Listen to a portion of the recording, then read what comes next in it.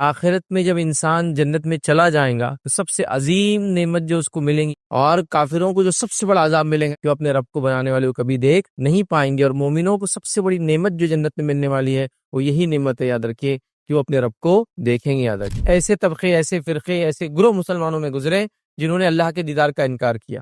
اللہ کا ادراک کوئی نہیں کر سکتا ہے، اور ہم اللہ کے دیدار کی بات کر رہے ہیں۔ دیدار مطلب دیکھنا، ادراک مطلب گھیرنا۔ جو شخص اللہ کے دیدار کا دنیا میں منکر ہے، وہ چاہے کوئی بھی ہو، پکا کافر ہے۔ اللہ کا دیدار ہم دنیا میں کیوں نہیں کر سکتے؟ رسول اللہ صلی اللہ علیہ وسلم نے فرمایا، بے شک اللہ تعالیٰ سوتا نہیں ہے، اور نہ سونا اس کی شان کے لائق ہے۔ وہ میزان کے پلڑوں کو جھکاتا ہے اور اٹھاتا ہے۔ رات کے اعمال دن کے اعمال سے پہلے، اور دن کے اعمال رات سے پہلے اس کے سامنے پیش کر دیے جاتے ہیں۔ اس کا جو ہے پردہ نور ہے، اور اس پردے کو کھول دے تو اس کے چہرے کے نور جہاں تک پہنچیں گا اس کی مخلوق کو جلا ڈالیں گا۔ کیا فرمانے نبی کریم صلی اللہ علیہ وسلم، تم میں سے کوئی بھی شخص اللہ تعالیٰ کا دیدار نہیں کر سکتا حتیٰ کہ اس کو موت آ جائے۔ تو اہل سنت والجماعت میں اس مسئلے میں کوئی اختلاف نہیں ہے کہ اللہ کا دیدار روز قیامت مومن کرنے والے ہیں، اور ہمیں بھی یہی عقیدہ رکھنا چاہیے۔ اس کے برعکس کسی قسم کا عقیدے میں فسق اور فجور اور گڑبڑ ہم نے نہیں کرنا چاہیے، اس معاملے میں محتاط اور احتیاط کرنا چاہیے۔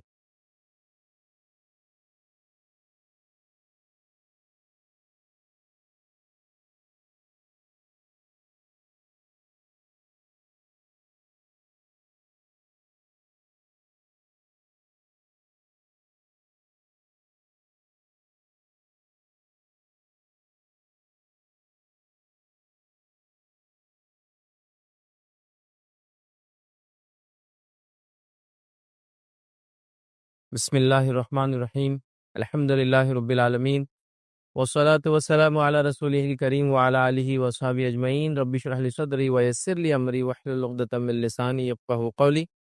وقال عز وجل فی القرآن المجید، اعوذ باللہ من الشیطان الرجیم، بسم اللہ الرحمن الرحیم، وجوہ یومئذ ناظرہ الی ربها ناظرہ۔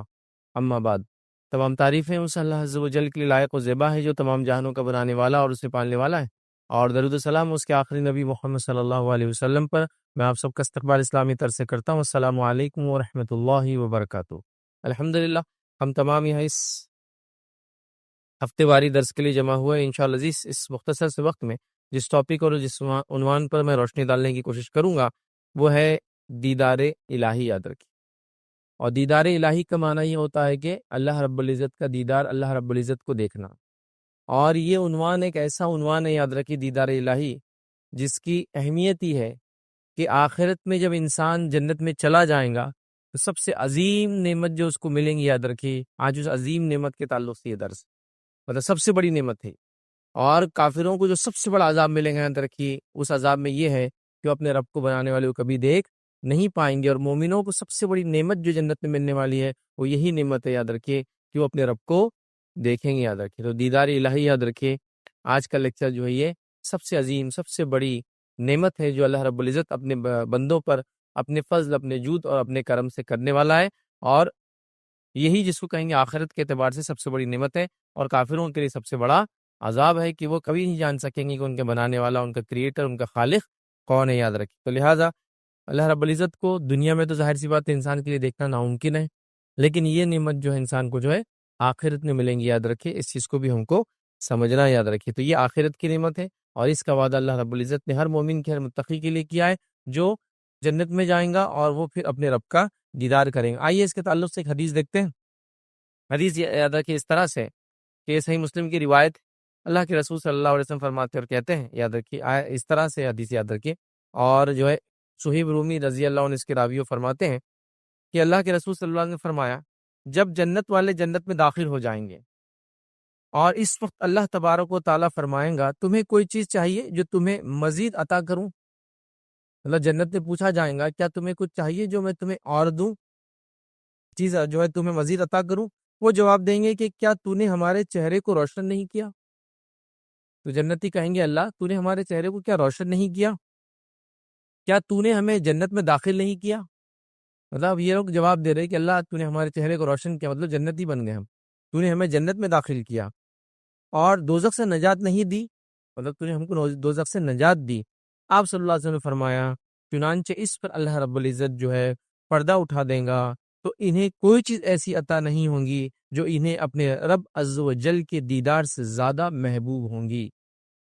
جب جنتی جنت میں چلے جائیں گے، نعمتوں کا فائدہ اٹھائیں گے، تب اللہ رب العزت ایک سوال کریں گا، کیا تمہیں کچھ اور چیز چاہیے مزید؟ جنتی کہیں گے اللہ تیرا فضل ہے، تو نے چہرے کو روشن کیا، مطلب جنتیوں میں رکھا، جنت میں ڈالا، جہنم کے نجات دیا، اب کیا باقی ہے؟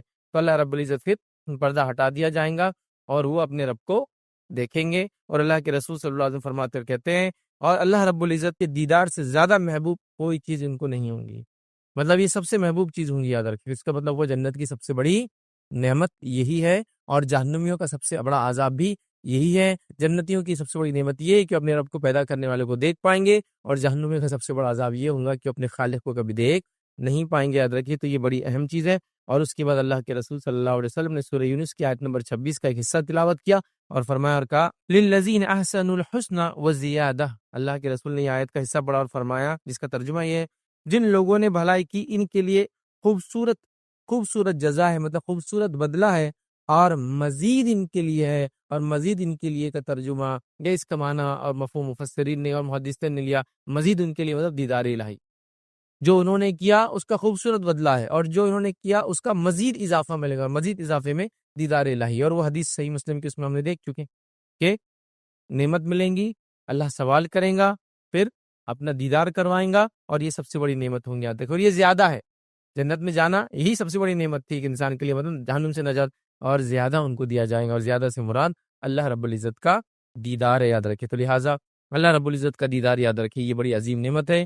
اس عظیم نعمت کو حاصل کرنے کے لیے انسان کو جد و جہد اور کوشش کرنا پڑیں گی۔ سب سے پہلے تو ایمان لانا پڑے گا، چاہے وہ جس درجے کا بھی ہو، کیونکہ ایمان والا ہی جنت میں جائے گا۔ مشرک اور کافر جنت میں کبھی نہیں داخل ہوں گے، جب کبھی داخل نہیں ہوں گے تو کبھی رب کو دیکھ بھی نہیں پائیں گے، یاد رکھیں۔ تو لہٰذا یہ کنڈیشن ہے۔ بہرحال آج ہمارا ٹاپک یہ نہیں ہے کہ کون کون سے اعمال کی وجہ سے دیدار الہی ہو سکتا ہے، لیکن بیسک کرائٹیریا اور کنڈیشن تو یہ ہے کہ ایمان والا کفر کی حالت میں نہ مرے، اور پھر وہ اعمال کرے جن اعمالوں کے ذریعے انسان جنت میں جاتا ہے، ان اعمال سے بچے جسے جہنم میں جاتا ہے، اور پھر خواہش رکھے دیدار کرنے کی اللہ کے، یہ تمام چیزیں مل کر پھر ایک مومن بندہ اللہ کا دیدار کرے گا، ٹھیک ہے۔ تو لہٰذا یہ ہم نے دیکھا۔ اب آئیے دیدار الہی کے تعلق سے کچھ باتیں ہم دیکھتے ہیں حدیث کی، جو قرآن میں اور سنت میں جو ملتی ہے، اور ساتھ میں جو ہے آج کے ٹاپک کو ہم دو حصوں میں تبدیل کریں گے یا دو حصوں میں بانٹیں گے۔ پہلا دیدار الہی کے تعلق سے ہم دیکھیں گے کہ قیامت کے دن اللہ کا دیدار برحق ہے، یہ ہونے والا ہے، اور دوسرا ٹاپک دیکھیں گے کہ دنیا میں اللہ کو ہم کیوں نہیں دیکھ سکتے، یا دنیا میں اللہ کو کیوں کوئی نہیں دیکھ سکا، ٹھیک ہے۔ تو یہ دونوں باتوں کو ایک ساتھ لیں گے تاکہ ساری کلیریفیکیشن ایک ساتھ ہو جاتی ہے۔ تو آئیے سب سے پہلے دیدار الہی، اللہ کا دیدار حق ہے۔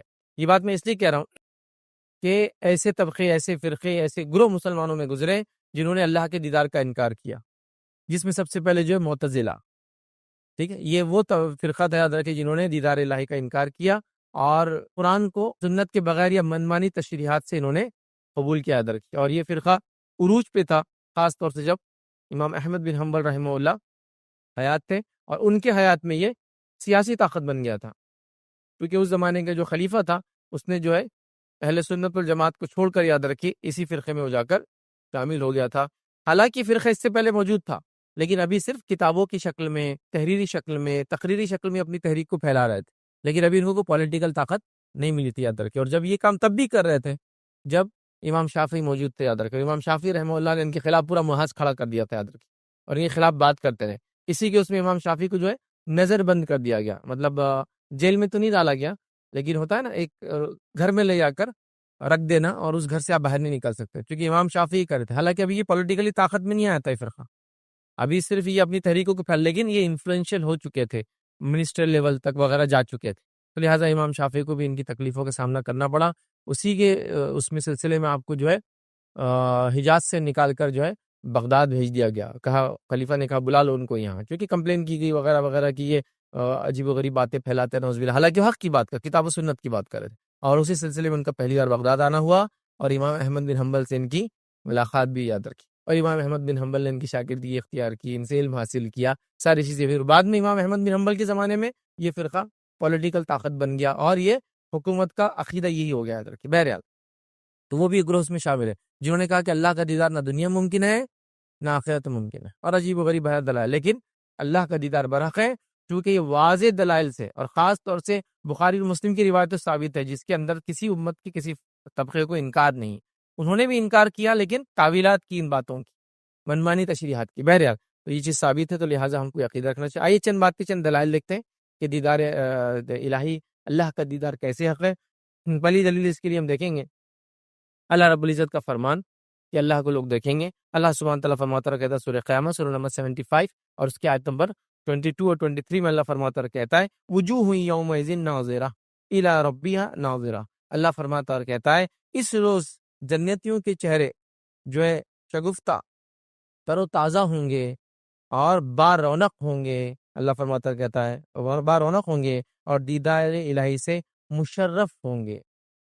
کہ اس دن مومنوں کے چہرے ایک دم جس کو ہم کہتے ہیں تر و تازہ ہوں گے، اور تر و تازہ کے ساتھ ساتھ یاد رکھیے رونق دار ہوں گے، اور وہ اللہ رب العزت فرماتا ہے دیدار الہی سے مشرف ہوں گے. تو یہ قرآن کی یاد رکھیے دلیل ہے کہ مومن اللہ کا دیدار کریں گے. یاد رکھیے اسی کے ساتھ ساتھ یاد رکھیے صحیح بخاری کی روایت ہے، یہ بھی ایک دلیل ہے جس میں عدی بن حاتم رضی اللہ عنہ یاد رکھیے، یہ کہتے ہیں کہ نبی اکرم صلی اللہ علیہ وسلم فرمایا اور کہا کہ آپ سب سے عنقریب اللہ تعالیٰ سے ہم کلام ہونے والے ہیں، اس طرح کہ آپ کے اور اللہ کے درمیان کوئی ترجمان یا حجاب نہیں ہوں گا. یاد رکھیے مطلب نبی اکرم صلی اللہ علیہ وسلم فرما رہے، کہہ رہے ہیں کہ سب سے زیادہ جو ہے قریب جو ہے اللہ کے میں رہوں گا، اور جب اللہ سے ہم بات کریں گے تو کوئی ترجمان ہمارے بیچ میں نہیں ہوں گا. یاد رکھیے تو یہ ایک دلیل ہے کہ اللہ رب العزت کو ایک مومن بندہ دیکھنے والا. یاد رکھیے اسی طرح یاد رکھیے اللہ کو ہم جو ہے دیدار کریں گے، اور یہ دیدار ہم کو نصیب ہوں گا، مومنوں کو نصیب ہوں گا. اس کے لیے تو بہرحال دعا کرنی چاہیے.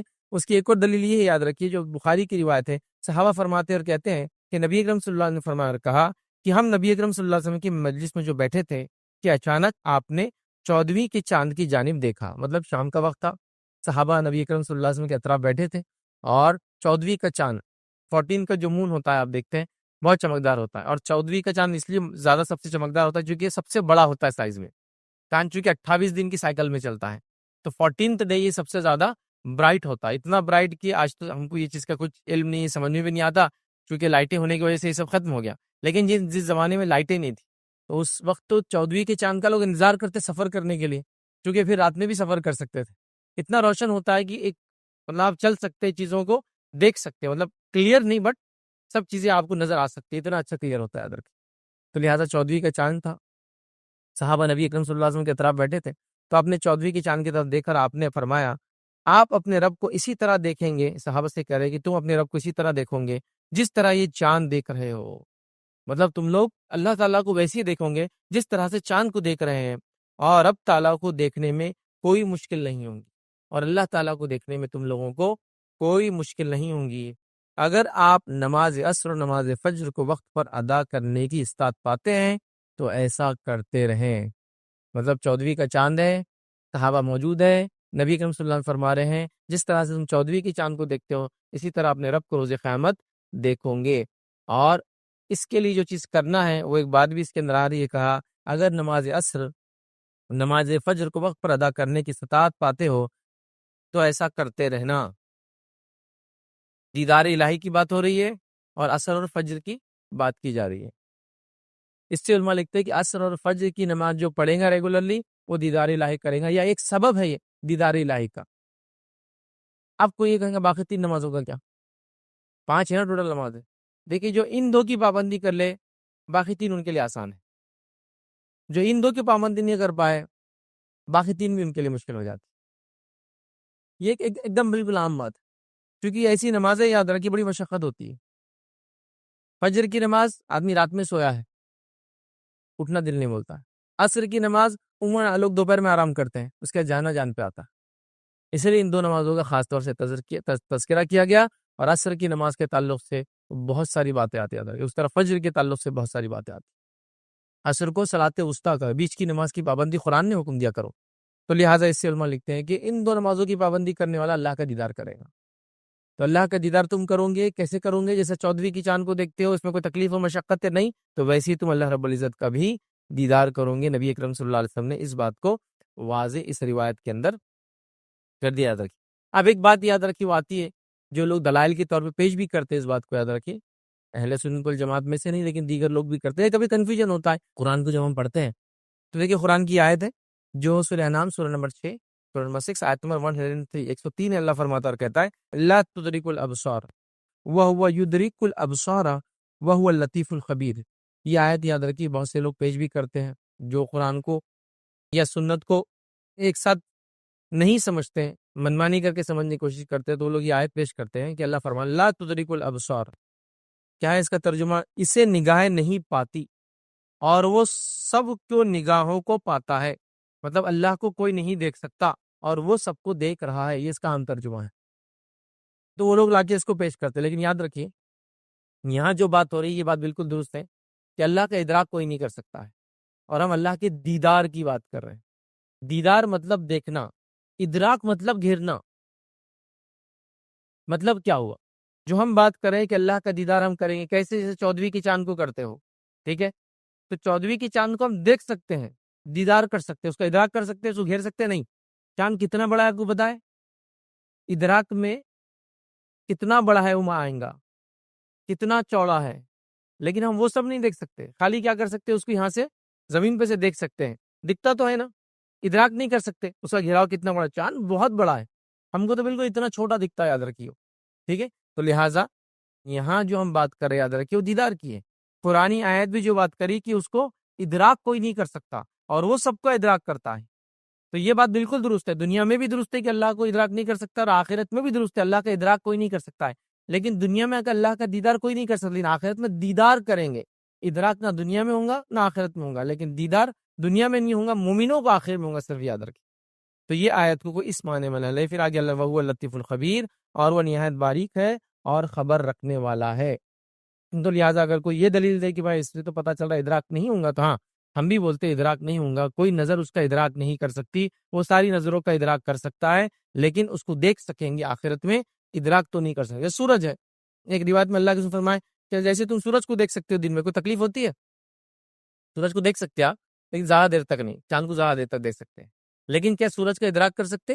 اف کتنا بڑا ہے وہ، ہماری دنیا سے کتنا بڑا ہے، کئی ہزاروں دنیا اس میں سما سکتی ہے نا، تو ہم دیکھ سکتے ہیں لیکن ادراک نہیں کر سکتے اس کا۔ تو لہٰذا یہاں ادراک کی بات ہو رہی ہے، اور ہم بات کریں دیدار کی، تو دیدار تو آخرت میں ہوگا، لیکن ادراک تو وہاں بھی نہیں کر پائیں گے، ہے نا؟ جیسے چاند کو ہم یہاں سے دیکھ سکتے ہیں کتنا بڑا ہے، کتنا چوڑا ہے، حقیقی روشنی، وہ تو اس پہ جا کے پتہ چلیں گے، وہ کبھی نہیں کر سکتے، ٹھیک ہے؟ تو اس بات کو بھی ہم کو سمجھنے کی ضرورت ہے۔ تو کوئی اگر یہ دلیل دے تو اس کو ہم اس طرح سے سمجھتے ہیں، یاد رکھیں۔ اسی طرح صحیح بخاری کی روایت ہے، اس میں اللہ کے رسول صلی اللہ علیہ وسلم نے دیدار کے بارے میں بیان کیا، فرمایا آپ اپنے رب کو جو ہے روبرو دیکھو گے۔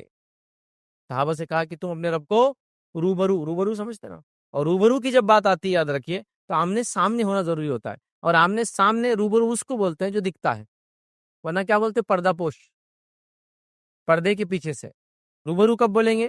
جب میں آپ کو دیکھ سکتا ہوں اور آپ مجھے دیکھ سکتے ہو۔ جیسے کسی نے پوچھا آپ فلاں کی جگہ گئے تھے، ہاں انہوں نے بات کی کہ آپ سے روبرو کی، آپ بولے کہ نہیں وہ تو پردے کے آڑ میں تھے، نہیں دیوار کی وجہ سے کیے، نہیں فون پہ کیے، نہیں میسج بھیجے تھے۔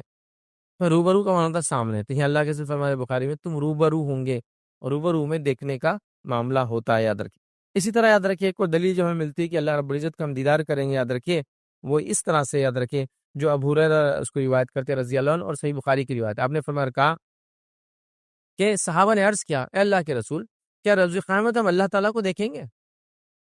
اب ظاہر سی بات ہے صحابہ کے سوال جو دیکھیں گے کس معنی میں ہوں گا؟ دل کی آنکھوں سے دیکھیں گے، محسوس کریں گے۔ دیکھیں گے سے مراد یہ ہے کہ محسوس تو یہاں بھی کریں نا، اللہ کی خشیت، ڈر وغیرہ سب، لیکن دیکھیں گے کیا ہم دیکھیں گے؟ فرمایا اگر مطلع صاف ہو تو کیا آپ سورج کو دیکھ سکتے ہیں؟ مطلب اگر ابر نہ ہو تو کیا تم لوگ سورج کو دیکھ سکتے ہو اور اس میں کوئی دقت محسوس کرتے ہو؟ صحابہ نے عرض کیا نہیں۔ پھر نبی اکرم صلی اللہ علیہ وسلم نے فرمایا کہ اگر مطلع صاف ہو، مطلب بادل وغیرہ نہ ہو آسمان میں، تو کیا تم 14ویں کی رات میں چاند کو دیکھ سکتے ہو؟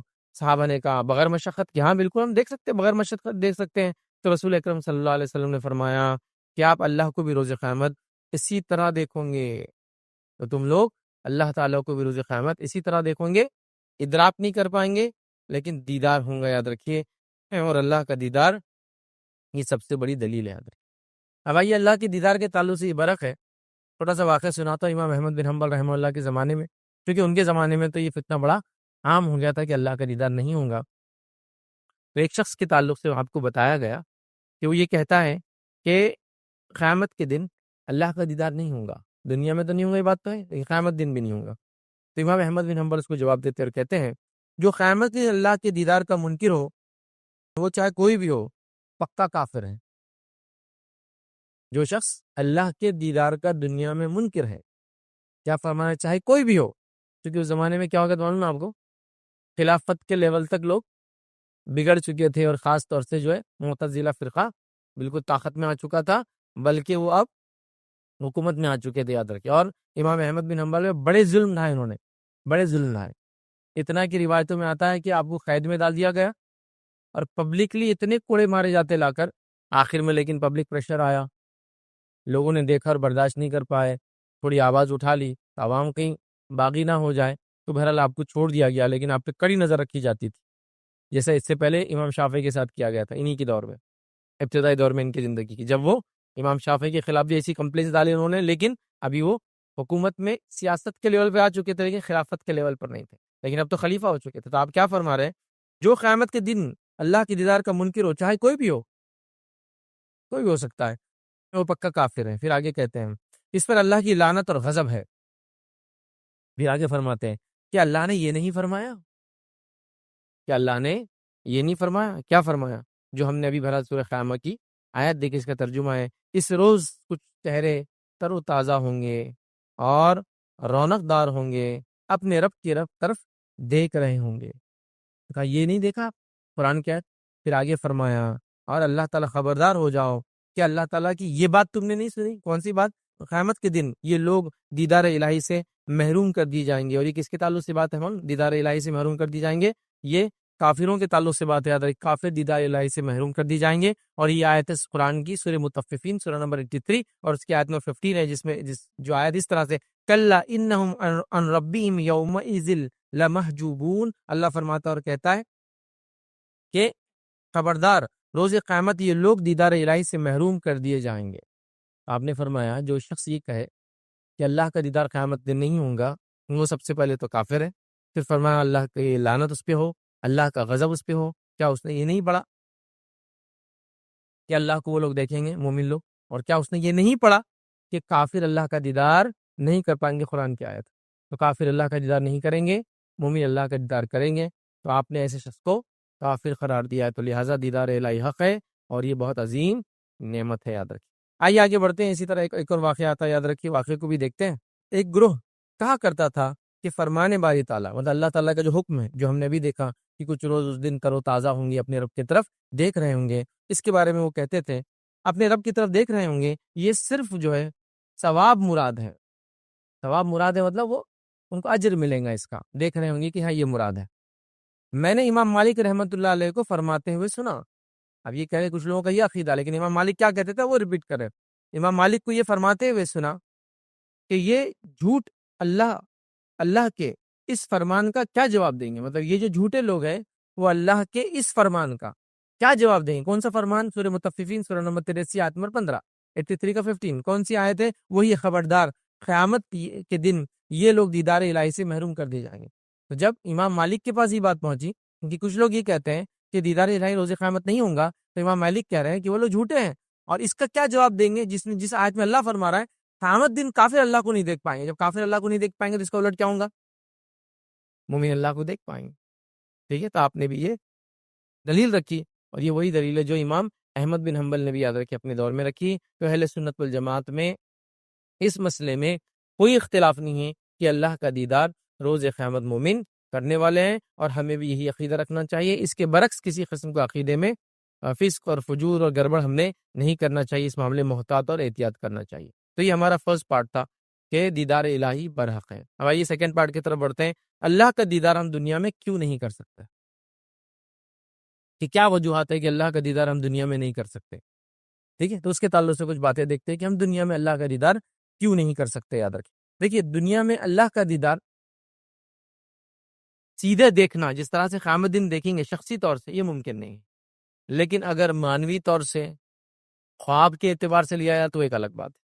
جیسے اللہ کے رسول صلی اللہ علیہ وسلم کی وہی حدیث بڑی مشہور ہے، تم اللہ کی بات ایسے کرو جیسے کہ اللہ کو دیکھ رہے ہو، ہے نا، احسان اس کو بولتے ہیں۔ وہ حدیث جبرائیل، ایمان، اسلام اور احسان جس میں ہے۔ اور اگر ایسا نہیں سمجھتے ہو، مطلب ایسا نہیں کر سکتے ہو، تو یہ جان لو اللہ تمہیں دیکھ رہا ہے، تو یہ مانوی طور سے ہوا، مطلب ایسی خالص عبادت اللہ کے لیے کہ اللہ کو میں دیکھ رہا ہوں جیسے، ورنہ یہ جان لے کہ اللہ میں دیکھ رہا ہے۔ یہ ہو گیا۔ خواب کی طور پہ ہو سکتا ہے، نبی اکرم صلی اللہ علیہ وسلم نے خواب دیکھا، آپ نے روایت فرمایا کہ کل رات میں نے خواب میں اپنے رب کو دیکھا، تو اللہ تعالیٰ کو اللہ کے رسول صلی اللہ علیہ وسلم نے خواب میں دیکھا، اور میرے رب نے میرے سینے کو چھوا، اور میں نے اپنے رب کی انگلیوں کی ٹھنڈک اپنے سینے پر محسوس کی۔ اس سے پتہ چلا خواب میں اللہ کو اللہ کے رسول صلی اللہ علیہ وسلم دیکھا، کوئی خواب کا معاملہ ہو، دنیا میں نہیں دیکھ سکتا کوئی۔ دوسرا پتہ چلا کہ اللہ رب العزت کے انگلیاں ہیں، اور اس کی ٹھنڈک جو ہے اللہ کے رسول فرمایا میں نے اپنے سینے پر جب اور اپنے ہاتھ رکھا تو میں نے اس کو محسوس کی۔ لیکن کیا ہمارے ایسی 5 انگلیاں ہیں؟ ہم نہیں جانتے۔ حدیث میں یہ بات تو ہے کہ اللہ تعالیٰ کو 2 ہاتھ ہیں، دونوں ہاتھ لیکن سیدھے ہیں، کیسے ہم نہیں جانتے۔ قرآن میں خود اللہ نے فرمایا کہ اے شیطان، تو نے آدم کے سامنے سجدہ کیوں نہیں کیا جس کو میں نے اپنے دونوں ہاتھ سے بنایا؟ تو اللہ کو 2 ہاتھ ہیں، حدیث میں آتا دونوں رائٹ ہینڈ ہیں، یہاں انگلیوں کا تذکرہ آ گیا ہے نا۔ تو بہرحال تو یہ خواب اور معنی کے اعتبار سے، لیکن حقیقی طور سے یاد رکھیں دنیا میں اللہ کو کوئی نہیں دیکھ سکتا ہے، آخرت میں ہم لوگ جو ہے دیکھیں گے لیکن ادراک نہیں کر پائیں گے، لیکن دیدار ضرور اللہ رب العزت کا ہونے والا ہے، یاد رکھیں مومنوں کا۔ اب دنیا میں کیوں نہیں دیکھ پائیں گے، اسی کچھ وجوہات میں آپ کے سامنے رکھتا ہوں یا کچھ باتیں رکھتا ہوں۔ سب سے پہلی چیز تو یاد رکھیں اللہ کے نبی موسیٰ علیہ الصلوۃ والسلام یہ وہ برگزیدہ نبی یاد رکھیں جن کو اللہ تعالیٰ نے جو وحی دی اس کے اندر کسی فرشتے کو نہیں بھیجا، آپ کو سیدھے وحی دی جاتی تھی اور آپ نے آ کر بنی اسرائیل کے سامنے سیدھے اپنی بات رکھی۔ تو موسیٰ علیہ السلام سے اللہ نے سیدھے کلام کیا، جس سے آپ کا لقب پڑا کلیم اللہ، اللہ نے جن سے ڈائریکٹ کلام کیا، ٹھیک ہے۔ اللہ رب العزت قرآن میں فرماتا کہتا ہے، سورہ قصص آیت نمبر 30 میں اللہ فرماتا کہتا ہے پھر جب وہ وہاں پہنچا تو وادی کے داہنے کنارے سے برکت والے خطے میں درخت سے پکارا گیا، اے موسیٰ میں ہی اللہ ہوں اور تمام مخلوقات کا میں ہی حاجت روا ہوں۔ تو اللہ رب العزت موسیٰ علیہ السلام کو بلایا، موسیٰ علیہ السلام گئے، ٹھیک ہے۔ اس کے بعد موسیٰ علیہ السلام سے اللہ نے کلام کیا۔ کلام کیسے کیا کہ ایک جگہ بلایا گیا، ایک جھاڑ کے پیچھے سے آواز آئی، لیکن موسیٰ علیہ السلام تب بھی اللہ رب العزت کو دیکھا نہیں، چونکہ ممکن نہیں تھا۔ آج اللہ فرماتا اور کہتا ہے، اور جب کتاب تورات دینے کے لیے اللہ رب العزت نے موسیٰ علیہ السلام کو بلایا تو موسیٰ علیہ السلام نے کیا کہا، ربی ارینی انظر الیک۔ موسیٰ علیہ السلام گئے اللہ کے پاس اور کہا، اے میرے رب مجھے اپنے آپ کو دکھا دے، میں تجھ کو دیکھوں۔ پہلے جب آپ کو نبوت ملی جب اللہ کو دیکھا نہیں آپ نے، لیکن بعد میں وقتاً فوقتاً اللہ سے آپ کی بات ہوتے رہی۔ اب جب توریت لینے آپ گئے تو آپ نے ایک خواہش رکھی، اے اللہ میں تجھے دیکھنا چاہتا ہوں، ٹھیک ہے۔ اور موسیٰ علیہ الصلوۃ والسلام ہی وہ نبی ہے جو یہ کہہ سکتے تھے، وجہ یہ ڈائریکٹ اللہ سے بات کر رہے تھے، تو خواہش تو ہوں گی نا، جس سے میں ڈائریکٹ بات کر رہا ہوں اس کو دیکھو، تو آپ نے اظہار کر دیا۔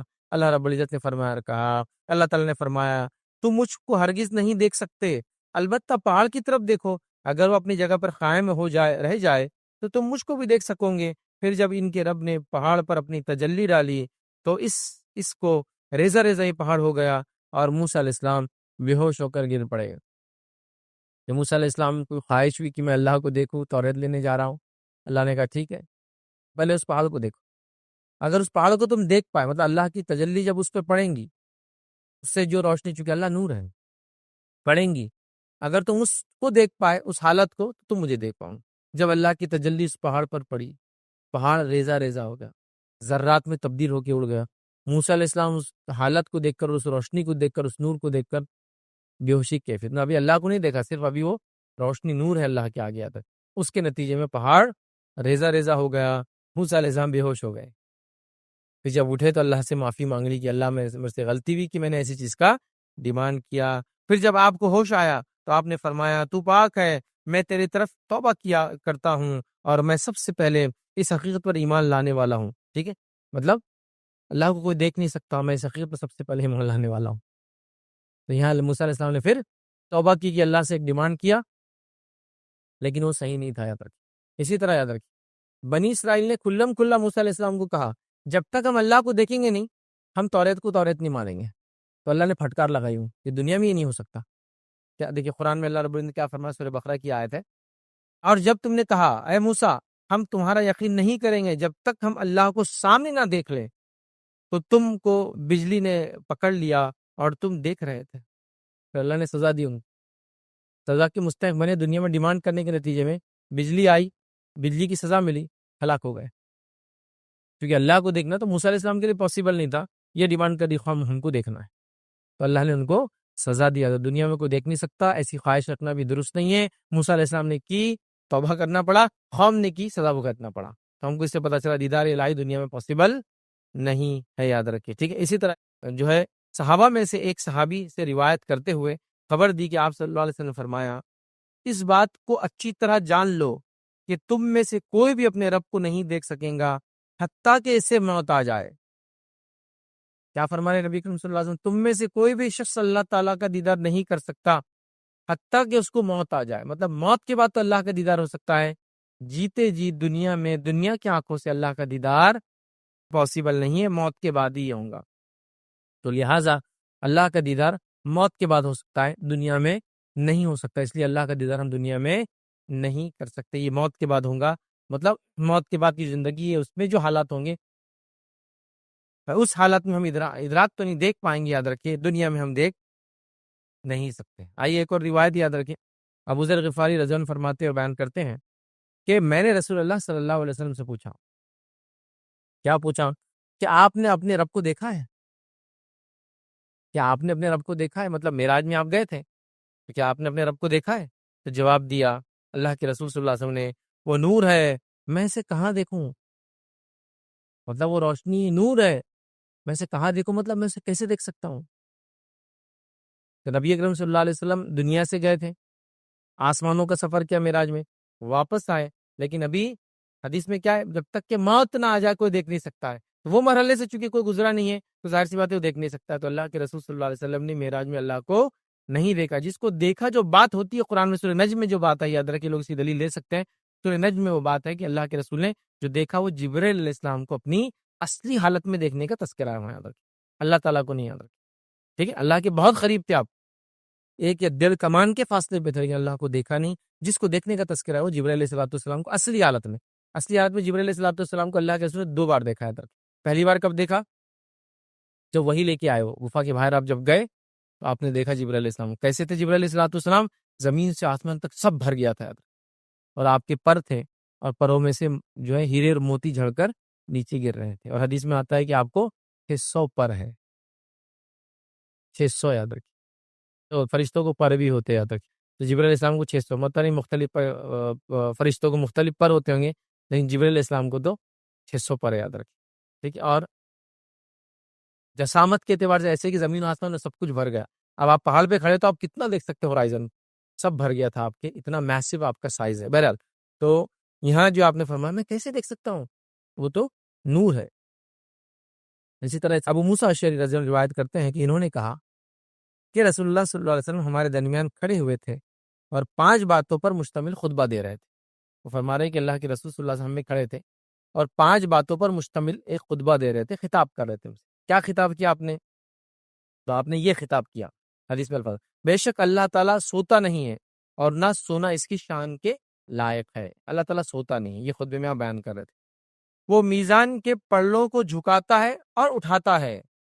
وہ میزان کے پلڑوں کو جھکاتا ہے اور اٹھاتا ہے، مطلب انسان عمل کرے گا تو جھکتے ہے اور اٹھاتا ہے. تو جھکاتا اٹھاتا ہے سے مراد کیا ہوگا؟ وہ انسانوں کو توفیق دیتا ہے کہ اچھا عمل کرے، اسے پلڑے بھاری ہو جاتے ہیں. اٹھاتا ہے اور جھکاتا ہے، یہ اس کا معنی ہوا. رات کے اعمال دن کے اعمال سے پہلے اور دن کے اعمال رات سے پہلے اس کے سامنے پیش کر دیے جاتے ہیں. اس کا جو ہے پردہ نور ہے، اس کا پردہ نور ہے، اور اس پردے کو کھول دے تو اس کے چہرے کے نور جہاں تک پہنچیں گا اس کی مخلوق کو جلا ڈالیں گا. اس لیے اللہ کا دیدار دنیا میں نہیں کر سکتا کہ اللہ کا نور جہاں تک پہنچیں گا، مخلوقات جہاں تک دیکھ پائیں گی وہاں تک سب چیز جل جائیں گی. جس کی مثال وہ پہاڑ ہے جو موسیٰ علیہ السلام کے واقعے میں جل گیا تھا. اب اس پہاڑ کے تعلق سے تھوڑا سا ایک بات بتا دوں آپ کو کہ بہت سے لوگ یہ ان کا کہنا اور ماننا ہے کہ وہ جو پہاڑ جو جلا تھا اسی سے کیا بنا معلوم آپ کو؟ سورما. یہ بہت کامن ہے کہ وہ پہاڑ جل گیا تھا تو اس سے کھول بنا، سورما بنا جو ہم آنکھوں میں لگاتے. تو اللہ تعالیٰ کو دنیا میں کیوں نہیں دیکھ سکتے ہم لوگ؟ اس لیے کہ اللہ تعالیٰ جہاں تک مخلوق دیکھ پائیں گی سب جل جائیں گی. کیا فرمایا آپ نے؟ اور اگر اللہ پردہ کھول دے تو اس کا چہرے کے نور جہاں تک اس کی نگاہیں پہنچیں گی اس کی مخلوقات جل جائیں گی. تو جہاں تک اللہ کی نگاہ پہنچیں گی اس کی مخلوق جل جائیں گی. اس لیے اللہ ایک پردہ ہے، دنیا میں کوئی نہیں دیکھ سکتا ہے، نہ موسیٰ علیہ السلام نے دیکھا، نہ نبی اکرم صلی اللہ علیہ وسلم نے دیکھا، نہ کسی اور نے کبھی اللہ تعالیٰ کو دیکھا. ٹھیک ہے، مومن آخرت میں ہی یہ کام کر پائیں گے. اب آئیے، ایک وجہ پتہ چل گئی ہم کو، موت ضروری ہے دیدار کے لیے. دوسری وجہ پتہ چل گئی، موت کے ساتھ ساتھ ابھی دنیا میں اس لیے نہیں دیکھ سکتے کہ اللہ کی نظر جہاں تک جائیں گی چیزیں ہلاک اور برباد ہو جائیں گی، ختم ہو جائیں گی ادھر.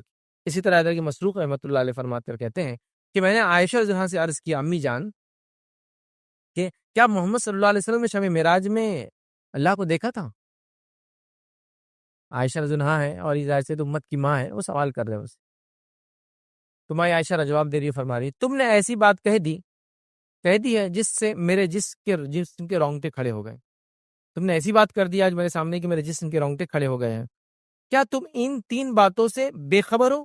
جو شخص بھی تم سے یہ 3 باتیں بیان کرے وہ جھوٹا ہے. خیر وہ 3 باتیں نہیں، ہم ایک بات ہمارا جو اصل وہ لیں گے، اور وہ یہ ہے کہ جو شخص یہ کہے کہ محمد صلی اللہ علیہ وسلم نے اپنے رب کو دیکھا معراج میں، وہ جھوٹا ہے. کون فرما رہا ہے؟ ماں عائشہ فرما رہی. کون ہے یہ؟ نبی اکرم صلی اللہ علیہ وسلم بیوی ہے، اور بیوی سے تو ہسبینڈ شوہر اپنا کوئی راز نہیں چھپاتا.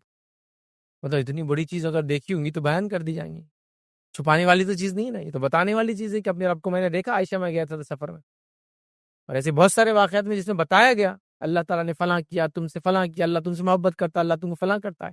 جیسے کہ مائی خدیجہ کو نبی کرم صلی اللہ علیہ وسلم نے فرمایا، جب آپ کے گھر میں اللہ کے رسول تشریف فرما تھے اور جبرائیل علیہ السلام آپ کے پاس آئے اور آ کر وحی دی، اس کے بعد جبرائیل علیہ السلام نے اللہ کے رسول کو کچھ باتیں کہی. اللہ کے رسول نے خدیجہ سے کہا، خدیجہ جبرائیل آئے ہیں اور وہ تم کو سلام کرتے ہیں. ٹھیک، اور ساتھ میں انہوں نے تمہارے لیے اللہ رب العزت کا سلام لے کر آئے. تو ہماری خدیجہ جو ہے وہ ہوگی ایک دم، اور خوش بھی ہوگی، ظاہر سی بات ہے، مطلب خوشی اور غم جیسا ہوتا ہے نا، رونا جیسا آدمی کے، ویسی ہوگی کیفیت. اور جبرائیل علیہ السلام کو تو آپ نے جواب دے دیا اور کہا اللہ کے سلام کا میں کیا جواب دوں، اللہ خود سلام ہے. تو مطلب جس میں ہم یہ کہہ سکتے ہیں کہ آپ کے فضائل میں ایک فضیلت ہے کہ اللہ نے آپ کو سلام بھیجا، ماں خدیجہ کو جبرائیل علیہ السلام نے آپ کو سلام کیا. تو اللہ کے رسول نے فوراً بتا دیا نا. ٹھیک، تو اللہ کے رسول بتا دیتے تھے. تو مائی عائشہ کو کیوں نہیں بتائیں گے؟ ایک تو بیوی ہے اور عام خاتون بھی نہیں ہے. بہت تجسس تھا آپ کو، معلومات لینے کی بہت خواہش تھی کہ آپ نے کیا کیا، کب کیا، کیسے کیا، یہ سب پوچھتی تھی بار بار. تو کہا جس نے یہ کہا کہ اللہ کے رسول صلی اللہ علیہ وسلم نے اللہ تعالیٰ کو معراج میں دیکھا ہے، اس نے جھوٹ کہا. تو لہٰذا اللہ کے رسول نے نہیں دیکھا اور موسیٰ علیہ السلام نے بھی دیکھا. موت اس کے لیے ضروری ہے اور دنیا کی آنکھوں سے ہم دیکھ نہیں سکتے ہیں. اللہ کا پردہ ہٹ جائے تو ساری مخلوق اس کی ہلاک ہو جائیں گی. تو یہ باتیں ہمارے سامنے آ گئی ادھر کے لحاظ ہم دیکھ نہیں سکتے. اس کے بعد ماں عائشہ نے یہ آیت پڑھی، لا تدرک الابصار وهو يدرک الابصار، جو ہم نے آیت پہلے دیکھی تھی کہ اسے نگاہیں نہیں پا سکتی لیکن وہ نگاہوں کا احاطہ کیے ہوئے ہے. ٹھیک ہے، پھر اس کے بعد یہ آیت آپ نے تلاوت کی اور فرمایا، سورہ شورى کی آیت ہے، سورہ شورى 42 آیت نمبر 51 فرمائی تلاوت کی، کسی بشر کے لیے لائق نہیں ہے کہ اللہ تعالیٰ اس سے کلام کرے. ٹھیک، نہ اس سے کلام کرے مگر وحی کے ذریعے اور پردے کی آڑ سے یا اپنا فرشتہ بھیج دے. کیسے؟ وحی کے ذریعے. تو اللہ کے رسول نے جو ہاں ملی آپ کو وحی ملی نا معراج میں، وحی کے ذریعے بات بولی گئی، سنی گئی، دیکھا نہیں گیا کسی. یا پھر فرمایا پردے کی آڑ سے، اور اللہ تعالیٰ جب اپنے رسول کو بھیج دے. تو یہ 3 وحی کے، جن 3 طریقوں سے وحی بھیج جاتی ہے، تینوں طریقے اس کے اندر ہے، اس آیت کے اندر. ایک دل میں بات ڈالنا، ایک پردے کی آڑ سے وحی دینا، اور ایک فرشتے کو بھیجنا ہے ادھر. تو یہاں آپ نے فرمایا نہیں، پردے کی آڑ سے. تو جو وحی ملی پردے کی آڑ سے ملی، اللہ رب العزت کو اللہ کے رسول صلی اللہ علیہ وسلم نہیں دیکھا. تو لہذا دیدار الہی دنیا میں ناممکن ہے، اس کے لیے موت ضروری ہے، ایمان کی حالت موت ضروری ہے، اس کے بعد ہی یہ ہو سکتا ہے، ورنہ دنیا میں یہ نہیں ہو سکتا ہے ادھر کی. اب دیدار الہی کی کیا وجوہات ہو سکتی ہے؟ یہ وجہ بن سکتی، بہت مختصر رکھوں گا. کئی وجوہات ہے اس کی، یاد رکھیے. سب سے پہلی چیز تو یاد رکھیے، دیدار الہی ان کو ہوگا جو ایمان کی حالت میں مریں گے. دوسرا، کافروں کو دیدار الہی نہیں ہوگا، جو ہم نے سورہ مطففین کی آیت دیکھ لی. ایمان پہ مرنے والوں کو دیدار الہی ہوگا، کافر دیدار الہی نہیں کریں گے. دیدار الہی کرنے کے لیے آپ کو گناہوں سے بچنا ہوگا، اور وہ کچھ مخصوص گناہوں سے تو خاص بچنا ہوگا. کون سے گناہ ہیں؟ کئی روایتیں ویسے تو، اور کئی گناہ ہیں، کچھ خالی یاد دہانی کے لیے رکھ رہا ہوں.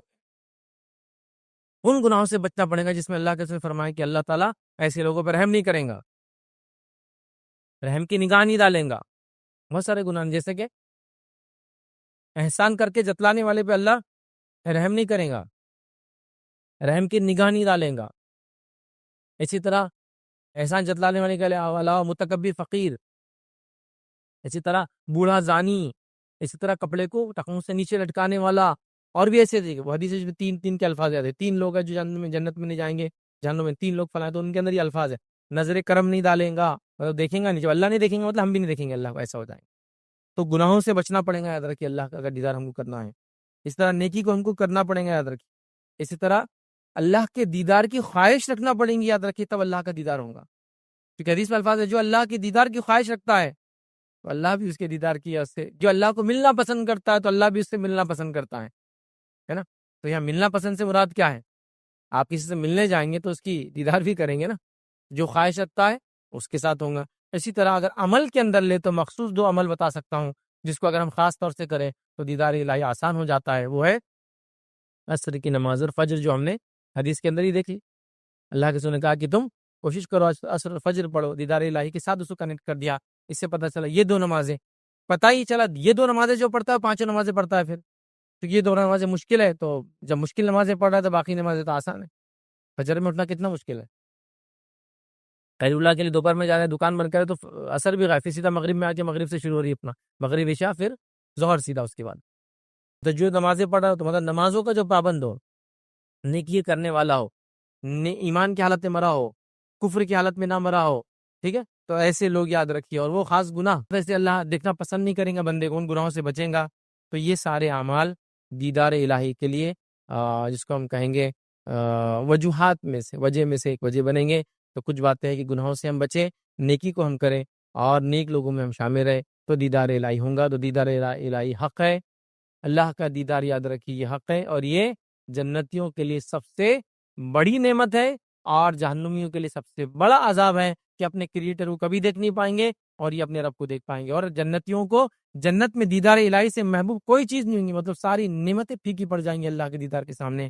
تو لہٰذا ہم لوگوں کو اللہ کے دیدار کی طلب رکھنا چاہیے، اور حقیقی طلب یہ ہے کہ ہم نے اعمال ویسے کرنا چاہیے جس اعمال کی بنیاد پر دیدار الہی ہوتا ہے، ورنہ صرف دعائیں چالو ہے، اعمال غائب ہے، تو یہ سب چیزیں نہیں ملتی. اور امت مسلمہ کا اکثر کا حال یہ ہے ہم دعاؤں سے کام چلانا چاہتے ہیں، عمل سے نہیں کہ اللہ مجھے نمازی بنا دے. ٹھیک ہے نا، عمل بھی تو کرو، اٹھنے کی کوشش کرو، جانے کی کوشش کرو، دل کو منانے کی کوشش کرو، نفس کو کے غلام بننے کے بدلے نفس کو اپنا غلام بناؤ، پریکٹیکلی کچھ کرو نا. تو ہم سب دعاؤں پہ چلا رہے ہیں، اللہ مجھے جو ہے فلاں چیز کروا دے، بس دعاؤں سے چلا رہے، ہم کو کرنا بھی پڑے گا ادھر کے. تو لہٰذا دیدار الہی اگر ہم چاہتے ہیں یا مانگتے ہیں تو ہمیں ویسے اعمال بھی یہاں کرنا چاہیے جس کے نتیجے میں دیدار الہی ہوتا جاتا ہے. کہ تو چند باتیں ہم دیکھی تو دیدار الہی حق ہے اور اس کا کوئی انکار نہیں کر سکتا، اور ہمیں اللہ تعالیٰ سے مخصوص کے لیے دعا کرنی چاہیے کیونکہ جنتیوں کے لیے سب سے بڑی نعمت یاد رکھے. اسی پہ اپنی بات کو ہم ختم کریں گے. اللہ رب العزت سے دعا ہے کہ اللہ سبحانہ تعالیٰ ہم تمام کو ایمان کی حالت میں ہمارا خاتمہ کر اور اپنا دیدار جو ہمیں کرا، ایسے تمام اعمال سے بچا جس سے تیرے دیدار سے اللہ ہم محروم نہ رہ جائے، اور ایسے تمام اعمال کی طرف ہمیں رغبت دلا جس سے تیرا دیدار ہمیں جنت میں جو ہے نصیب ہو. جب تک ہمیں زندہ رکھ ایمان و اسلام پر زندہ رکھ، خاتمہ ایمان پر ہو. وآخر دعوانا الحمدللہ رب العالمین. سبحان ربک رب العزت عما یصفون وسلام علی المرسلین والحمد للہ رب العالمین. کوئی بات اس درس سے نہ سمجھی، آپ کا کوئی سوال ہو تو پوچھ لیں.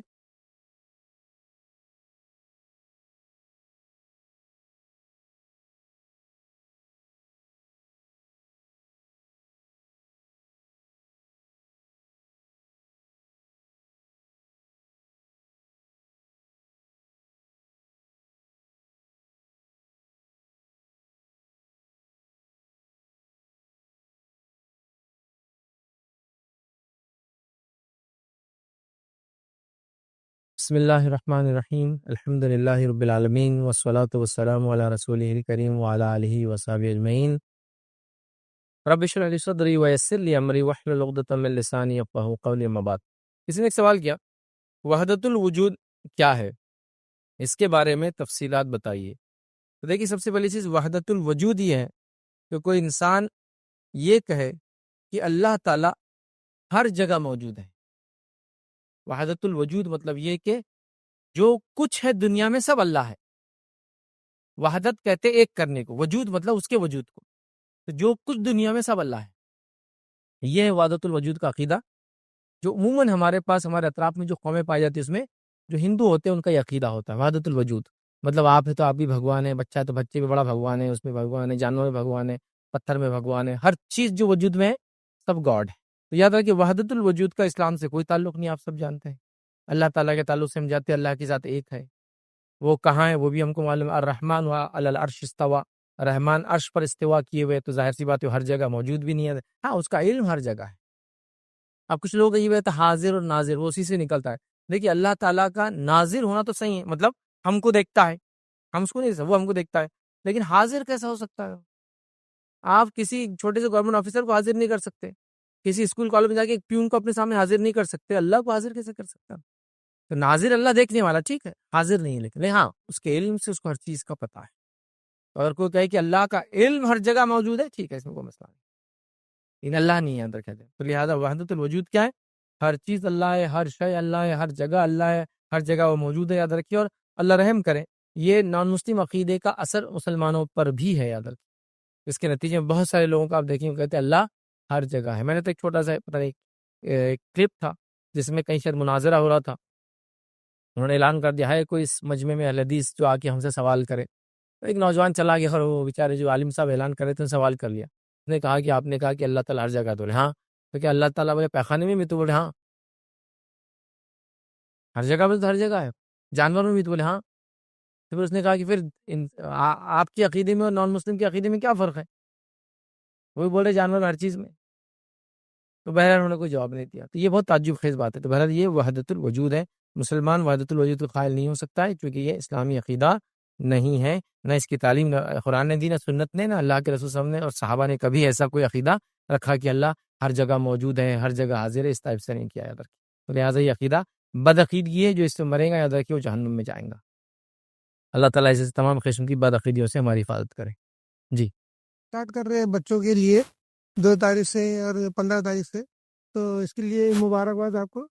اور میں یہ چاہتا ہوں کہ جو اس میں بیسک جو ہے آج کل جو لینگویج پہ کمانڈ ہونا ضروری ہے، چاہے انگلش ہو، مراٹھی، اردو۔ بچہ 9th 10th تک آ جا رہا، اور اس کو جو ہے تو اسکول میں جب برابر تعلیم نہیں ہونے سے وہ جو ہے تو مراٹھی بھی نہیں آ رہی برابر، نہ اردو آ رہی اس کو، اور انگلش میڈیم میں تو کہیں اسکول لے جائے تو انگلش بھی اس میں نہیں آ سک رہی اس کو، تو پھر پورا فاؤنڈیشن جو ہے تو اسکول پہ ڈیپینڈ رہتا ہے۔ جب 11 12 میں آگے جاتے ہیں تو وہ ٹیچرز بھی بلیم کرتے کہ فاؤنڈیشن ہی اچھا نہیں اس کا، تو کیسا ہوگا۔ تو آپ اس کے ساتھ ساتھ جو ہے تو ایک بیسک جو ہے بچوں کو کم سے کم مراٹھی اچھی آنا چاہیے، اس کو سمجھنا چاہیے، لکھنا آنا چاہیے، اسی آپ اس کو بھی اٹیچ کر دیجیے، اردو اور مراٹھی بھی۔ چلو، بھائی نے سوال کیا کہ جو ہم لوگ انسٹیٹیوٹ کھول رہے ہیں تو اس میں بیسک لینگویج کا بھی کریں، تو دیکھیے میں لینگویج کے لیے ہم نے خاص طور سے اس میں پروویژن کیا ہے، ایک ٹیچر ہی اس میں اپوائنٹ کیا ہے جو لینگویج پڑھائیں گا، چونکہ ظاہر سی بات ہے بچہ کوئی بھی اسٹریم سے آیا ہوا اب انٹرویو کے لیے جا رہا ہے، جاب کے لیے اورینٹیڈ کورس کر رہے ہیں، تو انٹرویوز میں انگلش بہت ضروری ہے۔ تو ہم نے ایک لینگویج کو تو اس میں کور کرنے کی کوشش کی، انگلش ہم پڑھائیں گے، لیکن مسئلہ یہ ہے کہ بچے اس پہ دھیان نہیں دیتے۔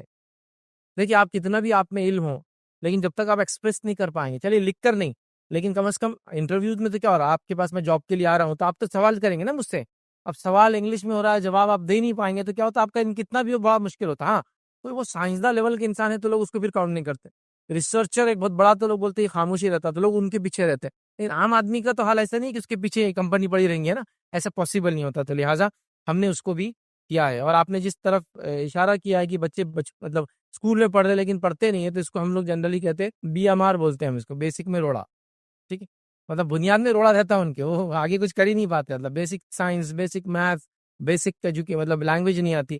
تو بہرحال اس کورس کے اندر ہم نے خاص وہ کیا ہے، بلکہ اتنا بھی پروویژن کیا کہ اگر کوئی بچہ خواہش مند ہے تو 3 مہینے کا انگلش کا کورس فری پڑھ سکتا ہے، اگر بس انٹرویو کے لیے مطلب ریڈی کرنے کے لیے، اس کو انٹرویو ریڈی جس کو بولیں گے ہم بنانا چاہ رہے بچوں کو، تو لینگویج آنا ضروری ہے۔ تو اردو ہم نے انگلش کا تو کر لیا ہے، دوسرے لینگویجز کے تعلق سے ہو سکتا ہے حالات بنے تو ہم انشاءاللہ اس کو بھی انٹروڈیوس کریں، بٹ یہ لینگویج کو تو ابھی انگلش کے طور پہ ہم نے اس میں کیا ہے۔ اور گزارش کروں گا جو پیرنٹس سن رہے ہیں، بچوں کو کچھ نہ ہو سکے تو کم سے کم ایک لینگویج میں تو مہارت حاصل کروائیے، نہ وہ اردو بول پاتا ہے دھڑکی، نہ انگلش اس کو بولنا آتی ہے، اور مراٹھی کا تو بہت برا حال ہے مسلمان بچوں کا، ٹھیک ہے۔ ریجنل لینگویج مراٹھی کا اس لیے کہہ رہا ہوں کہ دوسرے اسٹیٹس میں ایسا ایشو نہیں ہے، میں انڈیا میں کئی جگہ گھوما ہوں، آپ جائیں گے ساؤتھ انڈیا میں جائیں گے تو کوئی مسلم آپ کو نہیں ملے گا جو بولیں گا مجھے تیلگو، ملیالم، کنڑ اور تمل نہیں آتی، وہ آپ سے بات کریں گے اور مولوی صاحب کیسے کیا ہے اور شروع ہو جائیں گا اس کی زبان میں، پھر آپ سے بات کریں گے پھر تو شروع اپنی زبان میں، تو گویا اس کو اپنی ریجنل لینگویج بھی آتی ہے اور اردو بھی بولتا ہے وہ۔